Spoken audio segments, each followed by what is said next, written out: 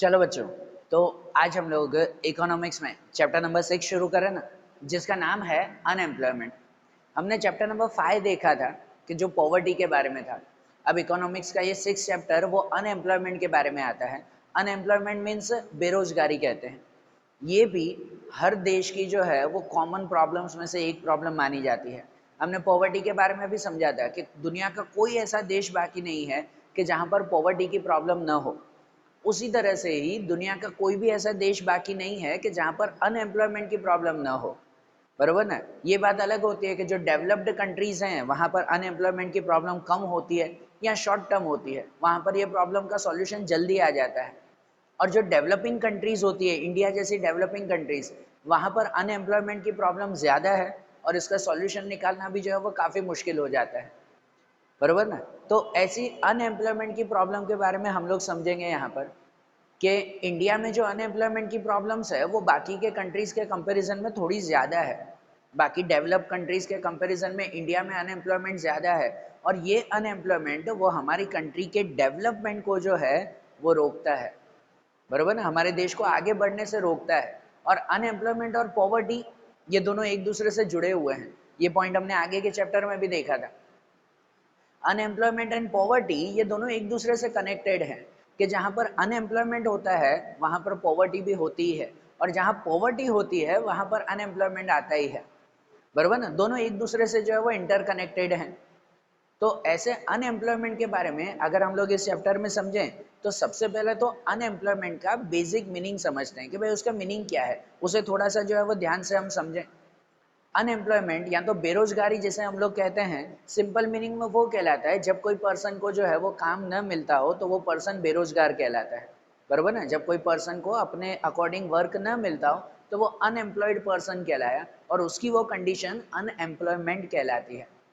बरोबर ना? वो बेरोजगार कहलाया और उसकी वो स्थिति, उसकी वो कंडीशन वो बेरोजगारी कहलाई। ठीक है? लेकिन प्रॉपर अगर डेफिनेशन कहे ना भाई, इकोनॉमिक्स की डेफिनेशन अगर हम समझे अनएम्प्लॉयमेंट के बारे में तो उसकी डेफिनेशन ये कहते हैं, unemployment is a situation where a person is ready and capable of working at current wage rate but does not get work। बरोबर? अनएम्प्लॉयमेंट वो सिचुएशन कहलाती है कि जिसमें तीन चीजें आती हैं। A person is ready to work, सबसे पहली चीज। अनएम्प्लॉयमेंट या तो अनएम्प्लॉयड पर्सन वो कहलाता है जो काम करने के लिए तैयार है पर फिर भी उसे काम नहीं मिल रहा है। बरोबर ना? ये पहली चीज। जो इंसान काम करने के लिए तैयार ही नहीं है तो वो इंसान बेरोजगार नहीं कहलाता। ये ध्यान से समझना। इकोनॉमिक्स में कहा जाता है जो इंसान काम करने के लिए तैयार है लेकिन फिर भी उसे काम नहीं मिल रहा है तो वो बेरोजगार कहलाया। जिस इंसान के काम करने की इच्छा ही नहीं है, बिल्कुल इच्छा नहीं है, भाई कहते हैं ना कोई लेजी पर्सन है जिसे आराम से बैठकर खाने में मजा आता है, जिसे काम करने की इच्छा ही नहीं है तो वो बेरोजगार नहीं कहलाया। बरोबर है? जिसकी इच्छा है, जैसे मुझे काम करने की इच्छा है, मुझे पैसे कमाने हैं, काम करना है, लेकिन उसके बावजूद मुझे यहाँ वहाँ कहीं पर भी काम नहीं मिलता तो मैं अनएम्प्लॉयड कहलाऊंगा। बरोबर ना? तो वो पर्सन अनएम्प्लॉयड कहलाया। तो पहली चीज ये आती है, a person is ready to work. वो काम करने के लिए तैयार हो फिर भी काम न मिले तो वो अनएम्प्लॉयड कहलाता है। या तो फिर capable of working. Capable of working मतलब वो कैपेबल है, बरोबर ना, सक्षम है, तो वो अनएम्प्लॉयड कहलाया। बरोबर ना? कि अगर वो कैपेबल है, उसमें पूरी ताकत है, फिर भी जो है वो काम नहीं कर पाता। बाकी कोई होता है ना भाई, जैसे कोई पर्सन जो है वो अनएम्प्लॉय हैंडीकैप है, हैंडीकैप है कोई पर्सन, कोई ब्लाइंड है कि नहीं, कोई जो है वो फिजिकल डिसेबिलिटी है उन्हें, बरोबर, ऐसी कोई प्रॉब्लम है उसकी वजह से वो काम नहीं कर पा रहे तो वो अनएम्प्लॉयड नहीं कहलाए, वो बेरोजगार नहीं कहलाते हैं। बरोबर? इकोनॉमिक्स की कंडीशन में वो बेरोजगार नहीं कहलाए, उन्हें कोई फिजिकल डिसेबिलिटी है, फिजिकल प्रॉब्लम है, इसकी वजह से वो काम नहीं कर पा रहे हैं। बाकी तो उनके काम करने की इच्छा है, अगर वो कैपेबल होते तो जरूर काम करते। लेकिन जो इंसान कैपेबल है, फिजिकली फिट है, मेंटली फिट है, इसके बावजूद उन्हें काम नहीं मिल रहा है तो वो पर्सन अनएम्प्लॉयड कहलाया। ठीक है ना? Capable of working and at current wage rate. Current wage rate मतलब अभी जो पगार चल रही है उसी पगार पे वो काम करने के लिए तैयार हैं, फिर भी उसे काम नहीं मिल रहा। ठीक है ना? यहाँ ये सिचुएशन समझना कि कोई एक इंसान है जिसे जो है वो समझो भाई, भले उसने कोई भी डिग्री की हो, भाई 5,000 की पगार मिले ना तो भी वो काम करने के लिए तैयार है, अभी वेज रेट पे, उस पगार पे भी काम करने के लिए तैयार है, लेकिन फिर भी उसे काम न मिले तो वो अनएम्प्लॉयड कहलाता है, तो वो प्रॉपर अनएम्प्लॉयड कहलाता है। जबकि कोई इंसान है जैसे 5,000 की तो नौकरी मिल रही है, लेकिन उसकी इच्छा है भाई मुझे 20,000 की नौकरी मिलेगी तो ही मैं काम करूंगा, नहीं तो नहीं करूंगा। 5,000 की नौकरी पे मुझे काम नहीं करना है, ठीक है। तो ऐसा इंसान बेरोजगार नहीं कहलाया, ये उसकी पर्सनल प्रॉब्लम है, वो बेरोजगार नहीं कहलाता है। उसे नौकरी मिल रही है, आज के वेज रेट, आज की सैलरी के अकॉर्डिंग 5,000 की नौकरी उसे मिल रही है, लेकिन उसकी इच्छा है भाई मुझे तो पहले ही 20,000 की नौकरी मिल जाए, बरोबर ना, इसलिए वो काम ही नहीं कर रहा है, तो वो इंसान बेरोजगार नहीं कहलाया, ठीक है। तो प्रॉपर अनएम्प्लॉयमेंट या प्रॉपर बेरोजगार इंसान वो कहलाता है जो सबसे पहले काम करने के लिए तैयार है, इसके बावजूद जो है वो काम उसे नहीं मिल रहा है। दूसरा, कैपेबल है, फिजिकली और मेंटली फिट है, काम करने के लिए रेडी है, फिर भी काम नहीं मिल रहा है। या तीसरा, कोई भी पगार पे वो काम करने के लिए रेडी है, कोई भी पगार पे, लेकिन उसके बावजूद उसे काम नहीं मिल रहा है, तो वो अनएम्प्लॉयमेंट कहलाता है ना, या तो वो पर्सन अनएम्प्लॉयड कहलाया, ठीक है। तो इसलिए अनएम्प्लॉयमेंट में ये 3 चीज़ें खास ध्यान दी जाती है। बाकी जो लोगों को काम करने की इच्छा नहीं है, जो फिजिकली या मेंटली फिट नहीं है, या फिर जो आज के टाइमिंग में जो पगार चल रही है उस पगार पे वो काम नहीं करना चाहते, तो वो बेरोजगार नहीं कहला, वो उनकी पर्सनल प्रॉब्लम। जैसे कि स्टूडेंट्स हैं, हाउसवाइफ है, ओल्ड एज के पर्सन हैं, ये लोग बेरोजगार नहीं कहलाते। जैसे स्टूडेंट, आप लोग पढ़ाई कर रहे हो, आप लोग भले जो है वो ये कैपेबल हो, भले आज की पगार पे काम करने के लिए तैयार हो, लेकिन आप लोग पढ़ाई कर रहे हो, उसकी वजह से काम नहीं कर रहे, तो वो स्टूडेंट का अपना वर्क है, इसकी वजह से वो अर्निंग नहीं कर रहे हैं, तो इसका मतलब ये नहीं कि स्टूडेंट बेरोजगार हैं, बरोबर ना, वो अनएम्प्लॉयड हैं, इसका मतलब ये नहीं कहलाया। या जैसे हाउसवाइफ है, हाउसवाइफ जो है वो हर चीज़ में कैपेबल है, लेकिन फिर भी बाहर काम नहीं करती, वो घर को संभालते हैं, तो इसका मतलब ये नहीं वो बेरोजगार हैं, बरोबर, वो अनएम्प्लॉयड नहीं कहलाते हैं, क्योंकि वो फिलहाल रेडी नहीं है, उन्हें बाहर काम नहीं करना है, उन्हें घर को ही संभालना है, तो इसकी वजह से वो बेरोजगार थोड़ी कहलाए। बेरोजगार वो कहलाता है ना जो बाहर काम करने के लिए तैयार हैं, कैपेबल हैं, उस पगार पे काम करने के लिए तैयार हैं, फिर भी उसे काम ना मिले। ओल्ड एज के पर्सन जो होते हैं, ना, जो रिटायर्ड पर्सन होते हैं, या फिर जो सीनियर सिटीजन कहलाते हैं, वो लोग कैपेबल नहीं होते कि भाई बाहर जाकर कोई बड़ा काम कर सके, तो इसी वजह से वो भी बेरोजगार नहीं कहलाते, भाई वो प्रॉपर कैपेबल नहीं है, बरोबर ना। ये मीनिंग क्लियर हुआ ना। अनएम्प्लॉयड पर्सन या अनएम्प्लॉयमेंट की सिचुएशन वही कहलाती है जिसमें ये तीनों चीजें क्लियर हो, तो वो अनएम्प्लॉयड कहलाया, नहीं तो वो अनएम्प्लॉयड नहीं कहलाता पर्सन, ठीक है। अब जैसे मीनिंग क्लियर हुआ ना, तो मीनिंग के बाद आता है उनके types, types of unemployment, types या नेचर कहो। देखो, अनएम्प्लॉयमेंट सिचुएशन के हिसाब से, टाइमिंग के हिसाब से, वर्किंग के हिसाब से अलग अलग होता है।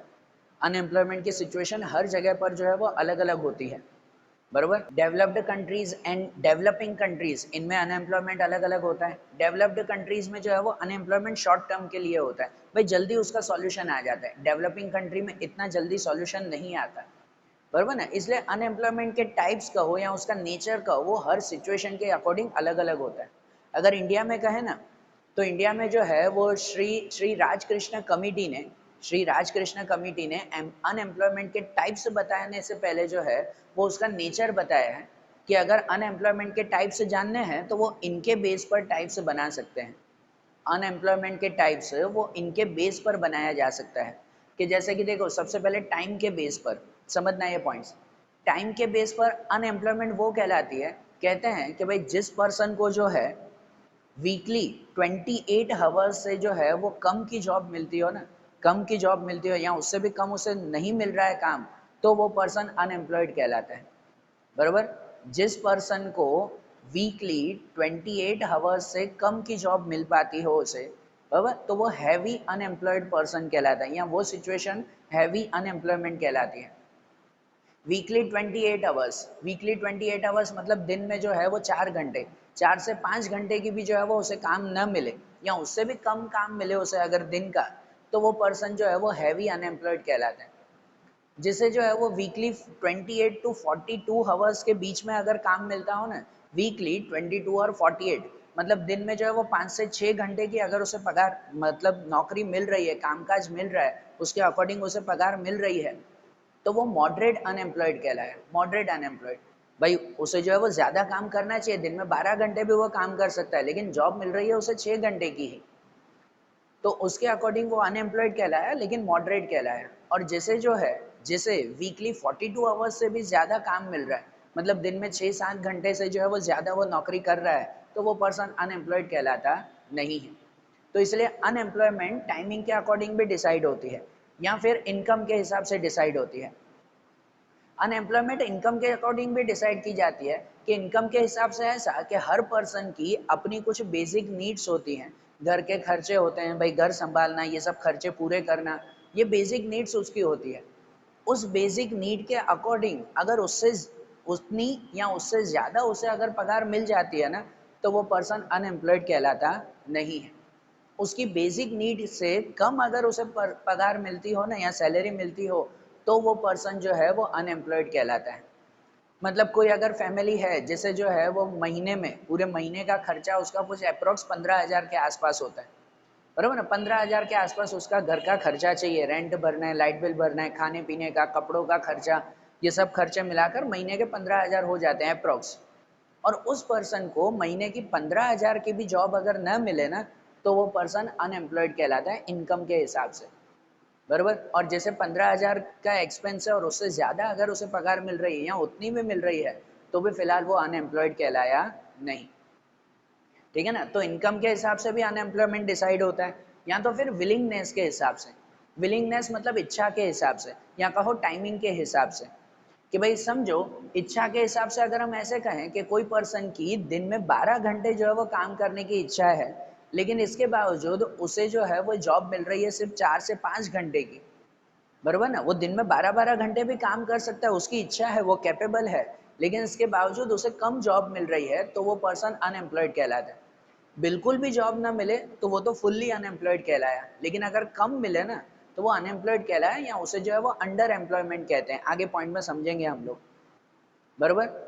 जिस इंसान की इच्छा है कि वो दिन में 12 घंटे काम कर सकता है, वो कैपेबल है, ले उसके बावजूद उसे उतना काम न मिलता हो, तो वो पर्सन अनएम्प्लॉयड कहलाता है इनके हिसाब से, विलिंगनेस के हिसाब से, बरोबर ना। या फिर कहो प्रोडक्टिविटी के हिसाब से, प्रोडक्टिविटी या उसके काम करने की क्षमता, कैपेसिटी, उसके अकॉर्डिंग कहो कि जिस इंसान की जो है वो प्रोडक्टिविटी काफ़ी ज़्यादा है, लेकिन उसके अकॉर्डिंग उसे वर्क नहीं मिलता, उससे कम का वर्क अगर मिलता है, तो भी वो पर्सन अनएम्प्लॉयड कहलाता है।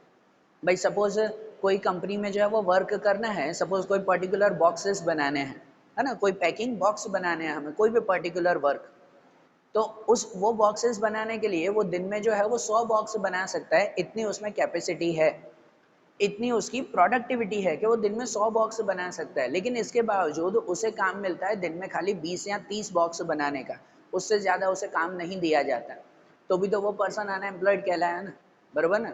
उसकी कैपेसिटी है, उसकी इच्छा है कि भाई ज़्यादा काम करने की, उसके बावजूद पूरा काम उसे नहीं मिलता, बरोबर, तो भी वो पर्सन क्या कहलाता है, अनएम्प्लॉयड। भाई अगर कपड़े बनाने का काम हो, वो दिन में 20 मीटर कपड़े भी जो है वो तैयार कर सकता हो, लेकिन उसे काम मिलता हो 8 से 10 मीटर का सिर्फ, ठीक है ना। कि भाई 20 मीटर कपड़े तैयार कर सकता हो, लेकिन सिर्फ 8 से 10 मीटर का ही काम करने का उसे मौका मिलता हो, तो भी वो पर्सन क्या कहलाया, अनएम्प्लॉयड कहलाया। कि उसे इच्छा है, उसमें ताकत है, वो पूरा टाइम दे सकता है, उसे इतनी इनकम चाहिए, उसके बावजूद उसे जो है वो ये इतना काम नहीं मिलता, तो वो पर्सन अनएम्प्लॉयड कहलाता है। समझ आ रहा है ना, ये सिचुएशन प्रॉपर अनएम्प्लॉयमेंट की सिचुएशन कहलाती है। और इनके बेस पर अनएम्प्लॉयमेंट के टाइप्स आते हैं, इसके बेस पर अनएम्प्लॉयमेंट के ये टाइप्स बनते हैं, जिनमें सबसे पहला टाइप अगर समझे तो वो कहलाता है ओपन अनएम्प्लॉयमेंट। ओपन अनएम्प्लॉयमेंट या कहो फुल्ली अनएम्प्लॉयमेंट या कहो भाई रियल अनएम्प्लॉयमेंट, वो ये कहलाएंगे। ओपन अनएम्प्लॉयमेंट वो कहलाती है कि जहां पर इस डेफिनेशन के हिसाब से पर्सन रेडी है, कैपेबल है, वो हर पगार पे काम करने के लिए तैयार है, पूरा नहीं तो आधा काम करने के लिए भी तैयार है, लेकिन उसके बावजूद उसे जीरो वर्क मिलता है, कुछ भी काम उसे नहीं मिल रहा है, तो वो पर्सन, तो वो कंडीशन ओपन अनएम्प्लॉयमेंट की कंडीशन कहलाई, और वो पर्सन फुल्ली अनएम्प्लॉयड कहलाता है, बराबर ना। फुल अनएम्प्लॉयड या तो फुल्ली अनएम्प्लॉयड उस पर्सन को कहते हैं। भाई उसे 10 घंटे की जगह 4 घंटे काम मिले तो भी वो करने के लिए तैयार है। भाई उसे जो है वो 10,000 की जगह 4,000 की पगार मिले तो भी काम करने के लिए तैयार है। उसकी इच्छा है कि भाई जो है वो ज़्यादा काम कर सकता है, उसके बावजूद उसे कम काम मिल रहा है तो भी तैयार है। भाई प्रोडक्टिविटी भले जो है वो 10 मीटर की जगह 4 मीटर कपड़े बनाने के लिए कहे तो भी वो तैयार है, लेकिन इसके बावजूद भी उसे कोई भी जॉब ना मिलती हो, जीरो वर्क उसे मिलता हो, तो वो कंडीशन ओपन अनएम्प्लॉयमेंट की कंडीशन कहलाती है। हमारे यहाँ पर ये कंडीशन बहुत ज़्यादा है, ओपन अनएम्प्लॉयमेंट की कंडीशन ज़्यादा है। ये कंडीशन ज़्यादातर जो है वो समझो भाई 15 टू 24 या 30 एज के जो पर्सन होते हैं ना, उनमें ये कंडीशन ज़्यादा देखने को मिलती है। जब अक्सर ऐसा होता है कि हमारे यहाँ पर जो स्टूडेंट ग्रेजुएशन कंप्लीट करते हैं, अपनी स्टडी कंप्लीट करते हैं और उसके बाद जॉब लेने के लिए जाते हैं, तो अक्सर उन्हें जो है वो जॉब नहीं मिलती। हमारे कंट्री की सिचुएशंस ऐसी हैं, आगे जो है वो कॉजेस में ये पॉइंट समझेंगे हम लोग क्यों नहीं मिलती है। तो कितनी बार उन लोगों को जॉब नहीं मिलती, वो कोई भी टाइम, भले फुल टाइम नहीं तो पार्ट टाइम जॉब करने के लिए तैयार हैं, थोड़ा ज़्यादा नहीं तो थोड़ा काम करने के लिए तैयार हैं, इसके बावजूद उन्हें ज़ीरो वर्क मिलता है, कुछ भी नहीं मिलता, तो वो पर्सन फुल्ली अनएम्प्लॉयड कहलाता है, या तो कहो उस सिचुएशन को ओपन अनएम्प्लॉयमेंट कहते हैं। समझ आ रहा है ना, ये पहला टाइप। या दूसरा कहो वो आता है under employment. Under employment, under employment वो कहलाता है कि जिस पर्सन को जितनी कैपेसिटी, जितनी विलिंगनेस, जितने टाइमिंग के हिसाब से वो काम करना चाहता है, वो पूरा नहीं लेकिन आधा काम मिलता हो, तो वो अंडर एम्प्लॉयमेंट कहलाता है।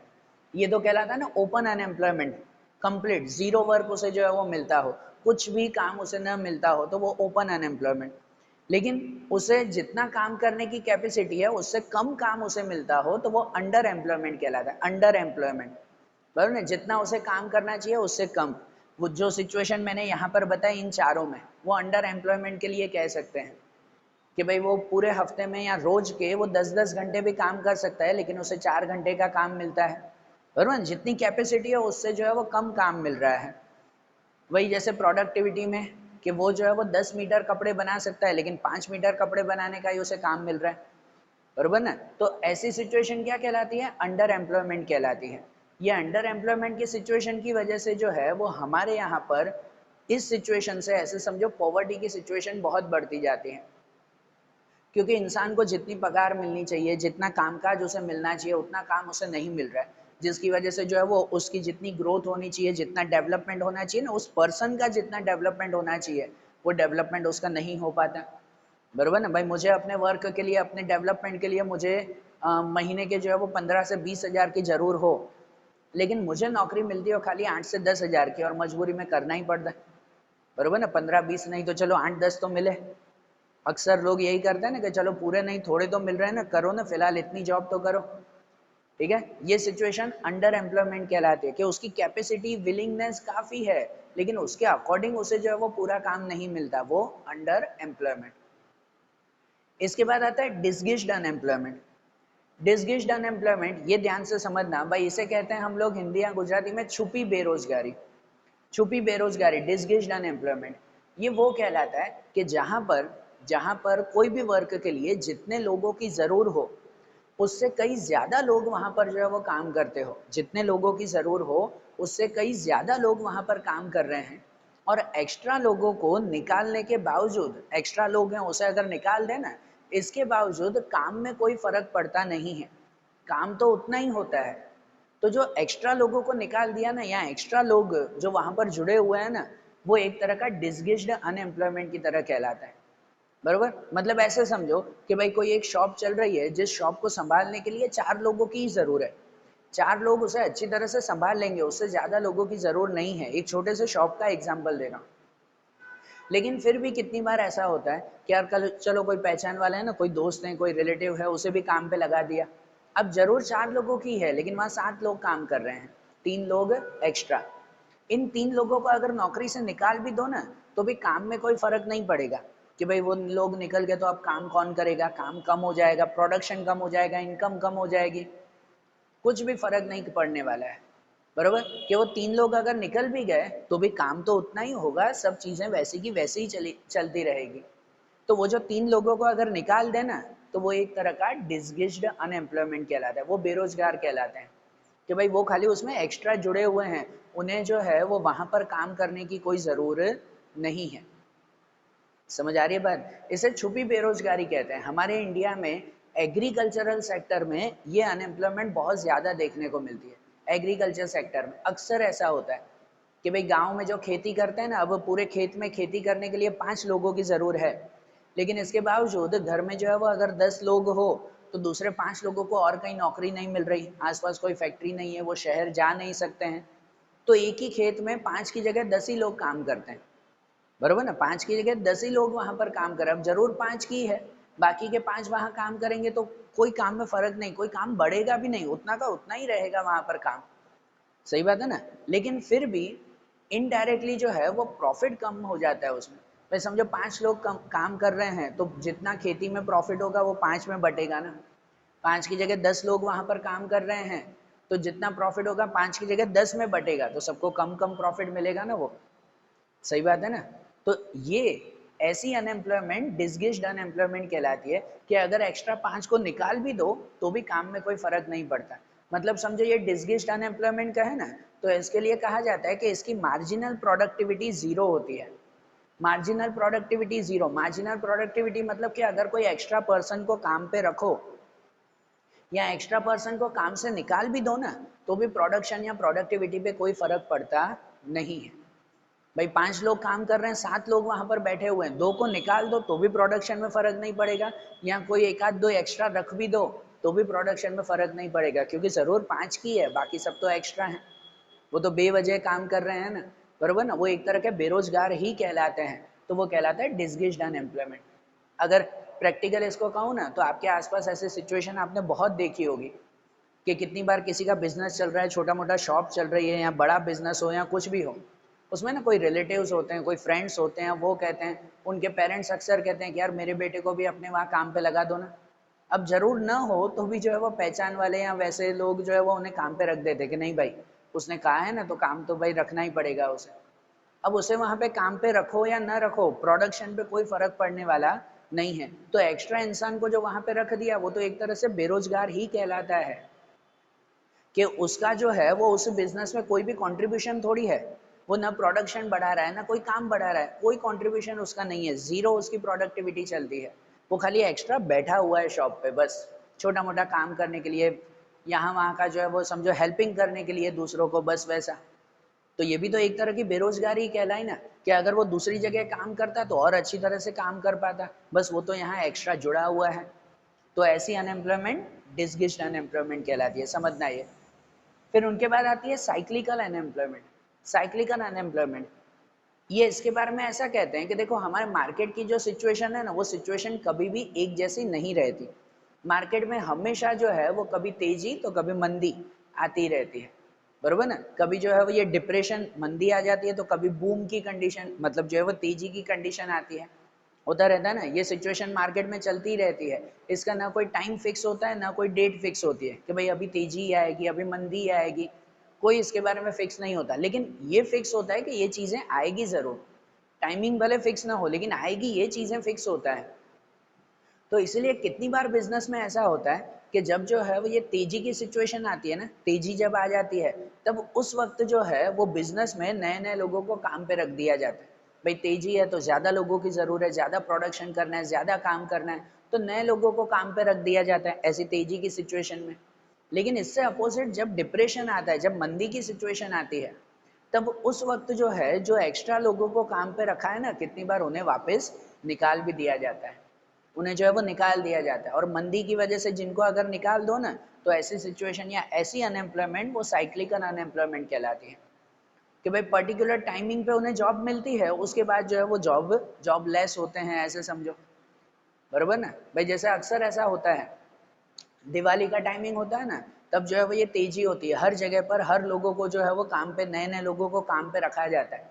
दिवाली खत्म हुई, मंदी आ गई, लोगों को नौकरी से निकाल दिया जाता है, पर्टिकुलर टाइम के लिए उन्हें जॉब मिलती है, उसके बाद निकाल देते हैं, बरोबर ना। कितनी बार ऐसे जो है वो सीजनल भी होता है ना, सीजनल भी होता है। भाई कोई उत्तरायण की जैसे सीजन आती है तो उस वक्त लोगों को नौकरी मिलती है, उत्तरायण का जो है वो काम खत्म हो जाए तो वो लोग जॉबलेस हो जाते हैं, वो अनएम्प्लॉयड हो जाते हैं, बरोबर ना, टाइमिंग के अकॉर्डिंग। या कितनी बार भारी मंदी आ जाती है, जैसे कोरोना के टाइमिंग में हुआ था।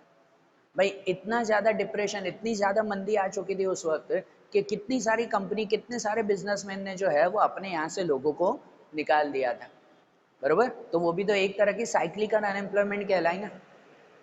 तो तेजी और मंदी की सिचुएशन की वजह से कितनी बार लोगों को नौकरी पे रखा जाता है या निकाला जाता है, तो जब निकाल देना तो ऐसी अनएम्प्लॉयमेंट वो साइक्लिकल अनएम्प्लॉयमेंट कहलाती है। एंड उसके बाद आता है frictional unemployment. Frictional unemployment, frictional किसे कहते हैं? कहते हैं ऐसी अनएम्प्लॉयमेंट टेक्नोलॉजी की वजह से आती है। कितनी बार जो है वो बिजनेस में या मार्केट में कोई नई टेक्नोलॉजी आती हो ना, तो पुरानी टेक्नोलॉजी बंद पड़ जाती है, और पुरानी टेक्नोलॉजी बंद पड़ जाए तो उससे जुड़े हुए लोग, उसमें काम करने वाले लोग, वो सब के सब एक साथ बेरोजगार हो जाते हैं। बहुत बार ऐसा होता है, नई टेक्नोलॉजी आ गई तो पुरानी टेक्नोलॉजी बंद पड़ गई और वो लोग बेरोजगार हो गए। बराबर, ऐसी टेक्नोलॉजी की वजह से जब अनएम्प्लॉयमेंट आती है तो उसे फ्रिक्शनल अनएम्प्लॉयमेंट कहते हैं। ऐसा हमारे इंडिया में बहुत बार हुआ है, या वर्ल्ड वाइड भी अगर बात करो, जैसे जो है वो वर्ल्ड वाइड न्यू स्मार्टफोन आ गए तो पहले के जो कीपैड फोन थे उनकी सेलिंग बंद हो गई, उनका प्रोडक्शन बंद हो गया, तो उसके साथ जुड़े हुए कितने सारे लोग जो है वो बेरोजगार हो गए। बरोबर ना, सीधी सी बात है, वो जो है वो बेरोजगार हो गए, तो वो लोग अब कहाँ काम करेंगे? तो ऐसी अनएम्प्लॉयमेंट फ्रिक्शनल अनएम्प्लॉयमेंट। पहले के टाइम में अकाउंट लिखते थे ना, वो मुनीम जी होते थे, हर बिजनेस में बैठे होते थे मुनीम जी, हाथ से अकाउंट लिखते थे।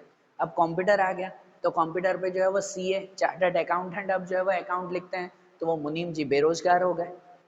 बरोबर ना भाई, नई टेक्नोलॉजी आ गई, नई चीजें आ गई, तो वो पुरानी चीज वाले जो है वो बेरोजगार हो गए उसमें। बराबर, पहले वो आते थे वो डब्बे वाले टीवी और कंप्यूटर आते थे ना, वो एकदम बड़े से जो है वो डब्बे की तरह जो है वो टीवी और कंप्यूटर बनते थे, वैसी टेक्नोलॉजी चलती थी। अब जो है वो ये फ्लैट टीवी आ गई, एलईडीज आ गई, फ्लैट टीवीज, फ्लैट कंप्यूटर्स जो है वो आ गए, तो जो पुराने टीवी और पुराने कंप्यूटर बनाने वाले या जो काम करने वाले लोग थे वो सब बेरोजगार हो गए ना।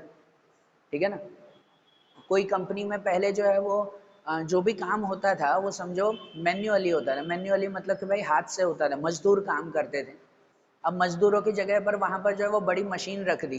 भाई पहले 100 लोग काम करते थे, अब 100 लोगों का काम एक मशीन कर रही है, तो उन 100 लोगों को लिटरली जो है वो निकाल दिया जाता है बिजनेस से, कि अब आपकी जरूरत नहीं है, आपकी जगह पर अब ये मशीन काम करेगी, तो वो सभी लोग तो बेरोजगार हो गए ना।